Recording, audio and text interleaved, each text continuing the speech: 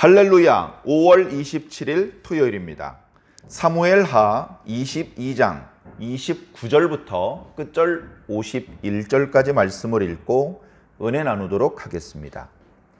여호와여, 주는 나의 등불이시니 여호와께서 나의 어둠을 밝히시리이다. 내가 주를 의뢰하고 적진으로 달리며 내 하나님을 의지하고 성벽을 뛰어넘나이다. 여호와의 도는 완전하고 여호와의 말씀은 진실하니 그는 자기에게 피하는 모든 자에게 방패시로다. 여호와 외에 누가 하나님이며 우리 하나님 외에 누가 반석이냐. 하나님은 나의 견고한 요새시며 나를 안전한 곳으로 인도하시며 나의 발로 암사슴 발 같게 하시며 나를 나의 높은 곳에 세우시며 내 손을 가르쳐 싸우게 하시니 내 팔이 놋 화살을 당기도다. 주께서 또 주의 구원의 방패를 내게 주시며 주의 온유함이 나를 크게 하셨나이다. 내 걸음을 넓게 하셨고 내 발이 미끄러지지 아니하게 하셨나이다. 내가 내 원수를 뒤쫓아 멸하여 싸우며 그들을 무찌르기 전에는 돌이키지 아니하였나이다. 내가 그들을 무찔러 전멸시켰더니 그들이 내 발 아래 엎드러지고 능히 일어나지 못하였나이다. 이는 주께서 내게 전쟁하게 하려고 능력으로 내게 띠띠우사 일어나 나를 치는 자를 내게 굴복하게 하셨사오며 주께서 또 내 원수들이 등을 내게로 향하게 하시고 내게 나를 미워하는 자를 끊어버리게 하셨음이니이다. 그들이 도움을 구해도 구원할 자가 없었고 여호와께 부르짖어도 대답하지 아니하셨나이다. 내가 그들을 땅에 티끌같이 부스러뜨리고 거리에 진흙같이 밟아 해쳤나이다. 주께서 또 나를 내 백성의 다툼에서 건지시고 나를 보존하사 모든 민족의 으뜸으로 삼으셨으니 내가 알지 못하는 백성이 나를 섬기리이다. 이방인들이 내게 굴복하며 그들이 내 소문을 귀로 듣고 곧 내게 순복하리로다. 이방인들이 쇠약하여 그들의 견고한 곳에서 떨며 나오리로다. 여호와의 사심을 두고 나의 반석을 찬송하며 내 구원의 반석이신 하나님을 높일지로다. 이 하나님이 나를 위하여 보복하시고 민족들이 내게 복종하게 하시며 나를 원수들에게서 이끌어내시며 나를 대적하는 자 위에 나를 높이시고 나를 강포한 자에게서 건지시는도다. 이러므로 여호와여, 내가 모든 민족 중에서 주께 감사하며 주의 이름을 찬양하리이다. 여호와께서 그의 왕에게 큰 구원을 주시며 기름 부음 받은 자에게 인자를 베푸시며 영원토록 다윗과 그 후손에게로다 하였더라. 아멘. 감사합니다. 다윗의 승전가. 다윗이 왕이 되고 전투를 했는데 이겼다. 왕이 되게 하신 분도 하나님, 이기게 하신 분도 하나님이다. 다윗이 젊었을 때는 많은 전투에 직접 참여했습니다. 전투 중에 무엇이 필요한지, 무엇이 있어야 되는지 너무나 잘 알고 있습니다. 전투 중에 칼과 활과 창, 방패, 요새, 산성 이런 것들이 어떤 의미를 가지고 있는지 직접 전쟁을 수행한 경험이 많이 있기 때문에 그것을 잘 아는 다윗이 그런 어떤 전쟁의 상황 중에 사용되는 그런 단어들을 이용해서 자신이 입고 있는 은혜를 표현하고 있는 것입니다. 물론 그것 말고도 다른 것들도 많이 있죠. 다윗이 평생 전쟁만 한 것은 아닙니다. 어느 정도 이상 되니까 전쟁을 다윗이 직접 치르지 않고 전장에는 부하 장병들만 보내는 상황이 어쩌면 더 많았습니다. 그런데 또 다른 측면에서 보면 직접 방패를 들고 칼을 휘두르는 그런 전쟁은 아니지만 그의 인생 전체에 정말 전쟁을 방불케 하는 여러 위기의 상황들이 많이 있었습니다. 그 모든 위기의 상황을 오늘 사무엘하 22장, 저 앞에 시편 18편에도 있죠. 그 말씀 속에서는 그 모든 것들을 이제 전쟁의 상황으로 빗대어서 비유로, 문학적인 방법으로 그렇게 표현하고 있는 것이죠. 재미있는 것은 하나님을 무엇이라고 비유하느냐. 전투에 필요한 싸움 중에 자신을 지켜주고 또는 자신을 보호해주는 그런 존재로 하나님을 묘사하고 있습니다. 하나님을 공격 무기로 그렇게 묘사하기보다는 자신이 정말 위급할 때에 자신을 숨겨주고 자신이 불안정할 때에 안정시켜주는 그런 요소로 묘사하고 있는 것입니다. 본격적인 다윗의 노래가 2절부터 시작했죠. 그 첫 구절은 여호와는 나의 반석이시요 나의 요새시요 나를 위하여 나를 건지시는 자시요 나와 함께 싸워주시는 분이시며 나의 예리한 칼날이시고 이렇게 하지 않고 자신이 위험한 순간이었을 때 자신을 지켜주고 보호해주고 안정시켜주시는 분이다. 그렇게 말씀하고 있는 것입니다. 오늘 말씀에도 그렇습니다. 하나님은 나의 방패시다. 하나님은 나의 요새시다. 계속해서 하나님을 공격 무기가 아니고 자신의 생명을 지켜주시고 보호해 주시는 분으로 묘사하고 있습니다. 그 묘사 중에 유난히 계속 반복되는 표현이 있으니 그것은 다름 아닌 반석이라는 표현입니다. 2절에도 여호와는 나의 반석이시요 첫 마디가 그렇게 시작을 합니다. 그러더니 오늘 말씀에 32절이죠. 여호와 외에 누가 하나님이시냐. 하나님이라는 단어는 천지를 창조하시는 분을 가리치는 고유명사는 아닙니다. 신적인 존재를 하나님이라고 번역을 해 놓으신 것입니다. 신이라고도 번역이 되고 하나님이라고도 번역이 되는 경우들이 있죠. 특히 하나님이라고 번역을 할 때에는 유일하신 분 그런 의미를 담아서 이렇게 번역을 하곤 하는데 누가 진짜 신이냐? 누가 참된 신이냐? 여호와가 아니시면 누가 하나님이시냐? 오직 여호와만 하나님이시다. 너도 하나님이고 너도 하나님이고 세상에 하나님이 이렇게 많아? 천지를 창조하시는 하나님은 한 분밖에 없는데 그분이 바로 여호와시다. 우리 이스라엘의 여호와께서 이 세상에 있는 유일한 하나님이시다. 그리고 바로 그 하나님 이외에는 나의 반석은 없다. 반석은 흔들리지 않는 돌입니다. 큰 돌입니다. 그런데 이 반석은 밖으로 나오지 않습니다. 땅 속에 묻혀 있습니다. 그런데 이 반석은 자신 위에 매우 무거운 것을 지탱해 줍니다. 그것이 넘어지지 않게 하시고 그것이 땅으로 파묻혀 들어가지 않게 든든하게 지켜주는 역할을 하는 것이죠. 세상이 다 흔들려도 반석은 흔들리지 않습니다. 세상은 다 무너져도 반석은 무너지지 않습니다. 전쟁에서 둘이 싸우는데 누가 이길 것이냐? 반석 위에 서 있는 사람이 이깁니다. 집을 지을 땐 어디에 지어야 되죠? 반석 위에. 우리들의 신앙은 예수 그리스도라는 반석 위에 세워져 있는 집입니다.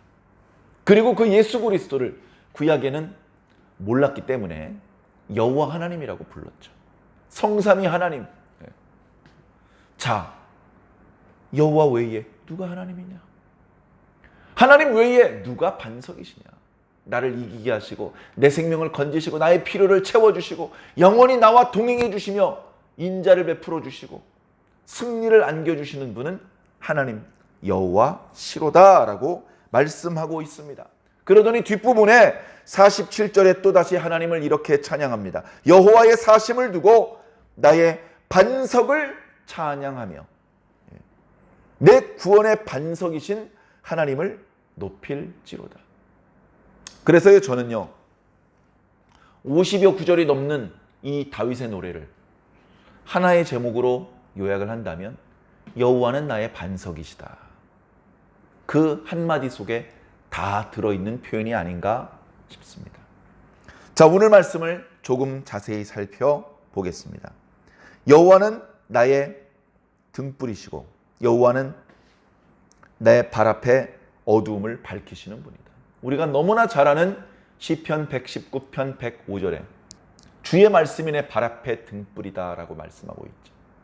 하나님이 그 말씀이 빛이기 때문에 해는 떨어져서 사방이 어두워도, 그리고 적군들에게 포일당해서 빠져나갈 길이 보이지 않아도 하나님께서 밝은 빛이 되시기 때문에 피할 길을 보여주실 것이다. 그렇게 말씀하고 있죠. 그리고 그것은 다름 아닌 31절에 하나님의 말씀이라는 겁니다. 하나님의 길은 완전하고 하나님의 말씀은 진실하여서 하나님께 피하는 자는 반드시 살아날 것이다. 그렇기 때문에 하나님은 하나님을 사모하는 자들에게 방패나 마찬가지시다라고 하나님을 노래하고 있는 것입니다. 하나님께 가면 답이 있어. 하나님께 가면 방법이 있어. 하나님께 가면 피할 수 있는 길이 있어. 하나님께 물어보면 답이 있어. 그런 분명한 믿음이 있는 것이죠. 계속해서 33절에 하나님은 나의 견고한 요새시다. 야, 안 되겠다. 들판에서 적들이랑 싸울 수가 없어. 적들이 숫자가 많잖아. 일단 어디 피하자. 저기 저 요새가 좋겠다. 저 요새에 들어가면 일당백이야. 한 사람이서 100명의 공격도 방어할 수 있는 아주 든든한 성읍이구만. 근데 그렇게 든든할 줄 알았던 성읍이 적들에 의해 허무하게 허물어지면, 그러면 오히려 들판에서 도망다니는 것보다 더 위험해질 수도 있습니다. 하나님이 요새신데 어떤 요새냐? 견고한 요새다. 아무리 돌멩이를 집어 던지고 쇠망치로 두드려 패도 부서지지 않는, 일단 그 안에 우리가 피하여 들어가기만 하면 아무도 우리를 해칠 수 없는 그런 요새시다. 믿고 의지할 수 있는 것이 요새입니다. 하나님 외에 다른 요새를 가지고 있는 사람은 망할 것입니다. 하나님 외에 다른 요새는 있을 수 없습니다. 하나님 외에 무너지지 않는 것은 없습니다. 자, 그렇기 때문에 결국 하나님께서는 나를 강하게 하시고 이기게 하실 것이다. 35절 이하의 말씀을 보면 하나님께서 다윗을, 이스라엘의 왕을, 그리고 저와 여러분을 강하게 단련시키시고 훈련시키시고 준비시켜 주시는 그런 모습이 나옵니다. 몇 차례 말씀드렸던 것처럼 이 시편은 전쟁의 상황을 빗대어 설명을 합니다. 오늘 저와 여러분들은 실제적인 전쟁에 참전하지는 않죠. 그러나 우리의 삶 자체가 전쟁과 방불하지 않습니까? 우리들의 삶을 잘 살기 위해서 총을 잘 쏘거나 활을 잘 쏘는 기술을 배울 필요는 물론 없겠습니다. 다 비유라는 것을 이해하고 말씀을 살펴보시기 바랍니다. 우리의 인생 전체가 전쟁이나 마찬가지인데 이 전쟁에서 지지 않고 중간에 죽지 않고 끝까지 살아남아 최후에 승리하게 하시기 위해서는 우리로 하여금 이 전쟁을 준비해야 됩니다. 이 싸움을 잘 싸울 수 있도록 준비시켜 주시는 것이죠. 그것도 하나님께서 해주신다. 준비도 하나님께서 해주신다. 저와 여러분들을 영적으로 무장시켜 주시고 연습시켜 주시고 훈련시켜 주시는 분도 하나님이다. 빗대어서 말하자면 내 손을 가르쳐 싸우게 하시려고 내 팔이 놋활을 당깁니다. 내가 주의 방패를 주님께서 주셔서 그것을 붙잡고 있습니다. 내 걸음을 넓게 하셔서 미끄러지지 않게 하십니다. 원수가 나를 뒤따라서 나를 죽이려고 했는데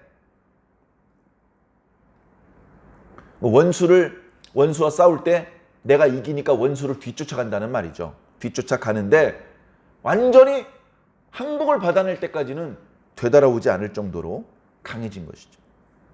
그 뒤에 이제 하나님께서 싸움을 준비시킬 뿐 아니라 실질적인 전투의 과정에도 참여하시면서 도와주고 계신 그런 이야기들이 나오는 것입니다. 전멸시켰습니다. 다 굴복했습니다. 주님께서 나를 강하게 하셔서 그들과 싸웠는데 다 이겼습니다. 그들은 어려운 순간에 아무리 자기 신에게 도와달라고 기도했어도 아무도 그들을 도와주는 신 따위는 없었습니다. 그렇게 이야기하고 있는 것이죠. 그래서 결국은 모든 민족들을 굴복시켰습니다. 그리고 나서 저 밑에 44절에 보니까 결국 하나님께서는 여러 어려운 여건 속에서 자신을 건져주시더니 모든 민족을 굴복시키고 그 모든 민족의 우두머리가 되게 하셨다. 실질로 다윗은 그저 이스라엘 민족들만의 우두머리가 아니고 북으로는 아람으로부터, 서로는 모압과 암몬, 서로는 블레셋, 동으로는 모압과 암몬, 남으로는 에돔에 이르기까지 모두 다윗 왕의 지배하에 있었습니다. 다윗이 실질적인 그 모든 민족들의 우두머리가 되었던 것이죠. 어떻게 그렇게 될 수 있습니까? 하나님께서 그렇게 하여 주신 것입니다. 이방인들이 굴복합니다. 이방인들이 순복합니다. 이방인들이 쇠약하고 이방인들이 떨고 이방인들이 항복을 합니다. 그렇게 된 것은 다 하나님 덕분이다. 하나님께서 나를 왕으로 세우시고 강하게 하시고 이기게 하시고 우두머리를 삼으시고 그때쯤 되었을 때에 교만해져서 하나님을 잊어버리고 자기 멋대로 하려는 사람들이 얼마나 많이 있습니까? 사울도 그랬고 이스라엘의 많은 지도자들이 그랬습니다. 우리 주변에도 그런 모습들은 많이 볼 수 있습니다. 그러나 우리는 그런 잘못된 모범을 따라가려고 하지 않습니다. 다윗처럼 잘 될 때, 높아졌을 때 그럴수록 겸손하고 자신이 그렇게 높은 자리에 올라갈 수 있었던 모든 힘이 하나님께로부터 나왔다는 것을 고백하면서 하나님을 높여야죠. 하나님께 감사하고 하나님을 찬양하고 하나님께 영광을 돌리는 것이 마땅한 줄로 믿습니다. 네. 그래서 50절에 이러함으로 이렇게 하나님께서 나에게 은혜와 자비를 베풀어 주시니 저는 모든 민족 중에서 주님께 감사하고 주님의 이름을 찬양하겠습니다. 영원토록 주님을 찬양할 것을 서원하는 그런 내용으로 오늘의 시편이 마무리되고 있습니다. 이 시편은 당연히 오늘 우리들의 저와 여러분의 시편이 되어야 합니다. 우리도 비천한 존재였습니다. 그러나 하나님께서 우리를 높여주십니다.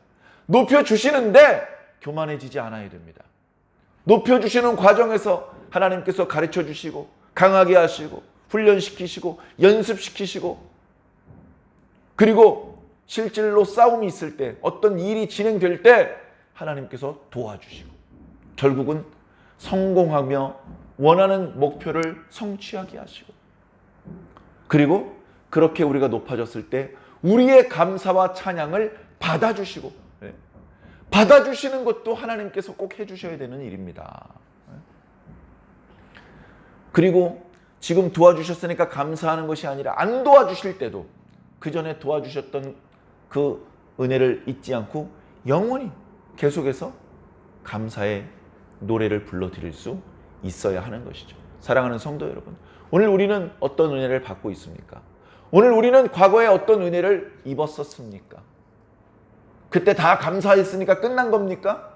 그러지 마시고 하나님께서 베풀어 주신 과거에 베풀어 주셨던 은혜뿐 아니라 현재적인 은혜 또 앞으로 베풀어 주실 은혜까지 모두 묶어서 쉬지 않고 하나님께 감사와 찬양을 올려드릴 수 있는 저와 여러분들이 되기를 바랍니다. 그 은혜 없이 우리 스스로 어떻게 합니까? 하나님이 반석이신데 반석 없이 내가 어떻게 서며 어떻게 이길 수 있겠습니까? 계속해서 가야 하는 이 구원의 길 힘들고 또 지치더라도 이 반석으로부터 새 힘을 얻고 다시 재기할 수 있는 힘을 얻고 지혜를 얻고 하나님께서 우리의 가야 될 방향을 또 걸어가야 될 길을 보여주시고 어려운 일이 있으면 요새가 되어주시고 방패가 되어주시니 두려울 것이 무엇이 있습니까? 염려하지 마시고 우리를 부르시는 주님의 음성을 따라서 오늘도 또 전진하시기를 예수님 이름으로 간절히 축원합니다. 아멘.